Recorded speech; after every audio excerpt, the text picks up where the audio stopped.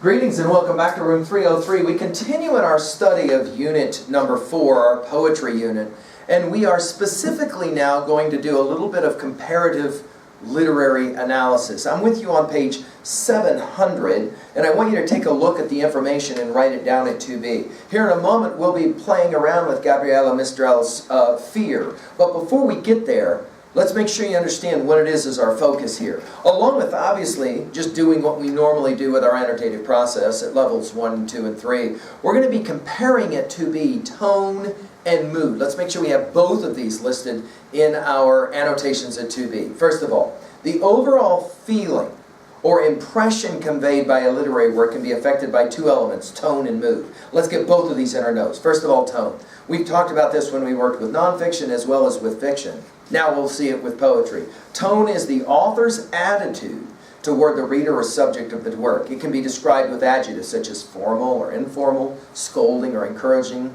humorous, serious. The mood, let's make sure we have this one in our notes, or atmosphere, is a general unified feeling conveyed by the details of a literary work. The mood of a work may be described with adjectives such as gloomy or joyous, menacing or cozy. Writers create tone and mood through their use of descriptive details and figurative language. Writers also create mood and tone by using words with specific connotations. The words connotations, remember, are the ideas or emotions expressed, associated with the word, in addition to its literal or denotative meaning. For example, arrogant has the same literal meaning as proud, but it suggests a negative feeling. A writer's choice of subject and setting can also help to define a mood. In the selections presented here, we're going to be writing on this. This is why we're going through this, so pay close attention. In the selections presented here, the authors create unique worlds defined by tone, mood, and the characters and events in the work. For example, the mood of fear captures the emotional world of a mother. In contrast, the tone of how to react to familiar faces is mostly analytical, revealing a hint of humor and mild accusation. As you read, compare the moods and tones of the selections, list specific words and details that influence tone and mood, then consider the overall impact on tone and mood of the words and the details that you listed, and obviously a diagram like this can help. Let's turn first of all to the Mistral poem. Let's begin on 701 with dates, 1889 to 1957. At 15, Gabriela Mistral was already a full-time grade school teacher in her native Chile. Mistral, born with a different name, published her poetry under a variety of pen names before she settled on Mistral. In 1945, she became the first, this is huge, so write this down, the first Latin American to receive the Nobel Prize in Literature, making her obviously really influential and important. We're going to turn now to her poem, Fear, and we want to pay attention now to tone and mood as we take a look then, and this poem where the speaker is going to talk about the anxiety, write this down at level 1, the anxiety or the fear and uncertainty that parents face.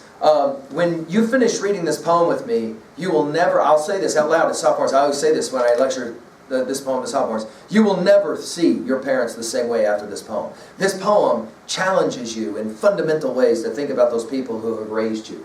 Let's now just pay attention to the poem itself. Follow along, and let's just enjoy the power of the language, all right? Fear by Gabriela Mistral. Translated by Doris Dana. I don't want them to turn my little girl into a swallow. She would fly far away into the sky and never fly again to my straw bed. Or she would nest in the eaves where I could not comb her hair. I don't want them to turn my little girl into a swallow. I don't want them to make my little girl a princess. In tiny golden slippers, how could she play on the meadow? And when night came, no longer would she sleep at my side. I don't want them to make my little girl a princess. And even less do I want them one day to make her queen. They would put her on a throne where I could not go to see her. And when nighttime came, I could never rock her. I don't want them to make my little girl a queen. Now, obviously, we're going to spend some time here paying close attention to the organization of this poem. So let's go to 2B really quickly there. Notice the poem is divided into 3 parts. So at level 1, when we're summarizing, we're going to summarize each one of these 3 stanzas, yes? Number 2, notice the repetition of the final 2 lines of each one of the stanzas. The final 2 lines will be a repeating of what it is that we're going to see in the opening line of that stanza. Number 3, we said this in earlier poems. Poets love to play around, write this down at 2B, with what we call the vague antecedent. The vague, unclear antecedent. In other words, we go back to our grammar instruction. We know that 2 parts of English grammar, something, a subject, a noun, doing something, the verb, the predicate. And yet sometimes there's a fuzzy thing or an unclear thing. We call those pronouns, you'll remember, right? Isn't she amazing? Hey, I could ask you, hey, what do you think of them? Just tell me real quick, what do you think of them? You're like, okay, dude, them who? The who that we're talking about in regards to them is the antecedent. If it's not clear who we're talking about, we call this the vague antecedent. Shakespeare loved to do this in his plays. Poets love to do this. Let me give you an example. Look at the opening line of this poem. I don't want them to turn my little girl into a swallow, a small bird. Them who? Them who? Jot down in your notes. Who are we talking about? Them who? Who has the ability to take her little girl and turn her little girl into anything? Whole lot of debate about that from the reading of this poem. Some see it as quite simply school. In other words, we're coming to that point where a mother is going to turn a girl loose and let her daughter go off to school, and she's worried what school and education and educators will do to her daughter. Obviously, there's another rendering of the them. That is to say, those with power. Now, that may be the same thing as school. It may have something to do with the fact that the speaker in this poem, maybe, is Latina. And she doesn't like the idea that her daughter is going to be sent away from her. And when her daughter comes back from the experience of growing up in that, with that power elite culture, somehow she's going to fundamentally change. There's a third rendering of this. The larger culture at large. It doesn't matter who the mother is. When the mother lets go of her daughter, or we could even say son, but in this case it will be daughter, that culture out there is going to fundamentally change in some profound ways the child. The child will not be the same. In other words, another way to say this at 2A is parents worry about the things they can't control, that the broader culture will in fact change. You were changed, each of you.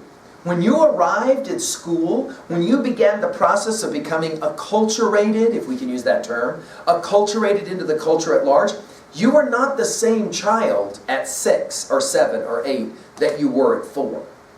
When you were living with just your parent or your guardian, whoever was taking care of you, you were affected, you were changed. And there's no going back. This is central as well at 2A. There's no returning, there's no going back. It begs a powerful question. What do parents worry about? I've had students that say, you know, it's funny, I never really thought about that because I'm a sophomore and I live in my own little world. The way I teach this to my seniors is this. The day you walk the track and the mascara runs and the balloons go up and everybody's excited, you will be having the experience of graduation from your perspective, sitting in your little black chair in the middle of the football field. Has it ever occurred to you what it'll be like for the person on the other side of the track, looking, watching you walk down that track to get your diploma? And in that moment, those people who maybe held you the moment of your birth will realize 20 years just came and went, gone. And while you're going, yay, I get to escape from home and I'm like free and all, for the people on the other side of the track, their fears are prodigious, large, deep. Did we do enough? Did we prepare them? Are they going to be okay?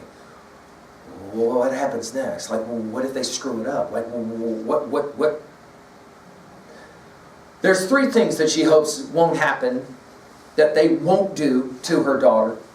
The first is turn her into a swallow, a small bird.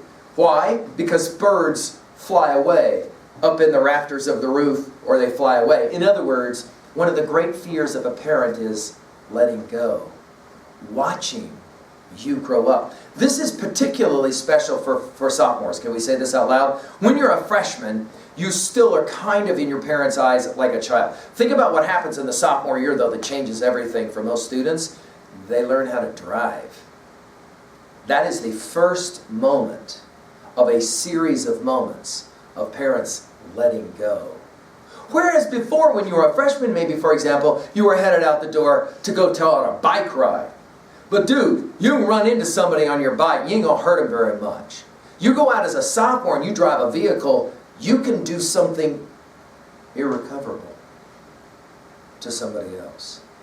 That level of responsibility raises in the minds of a lot of parents this simple question: are they ready? Have I done enough?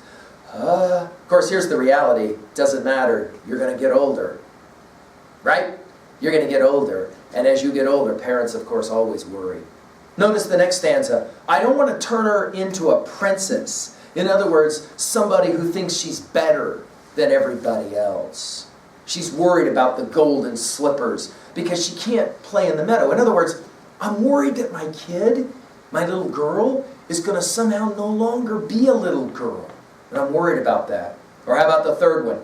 I don't want them to turn her into a queen, somebody with power. Why? Because then all of a sudden she'll begin to think of me as something lesser than her.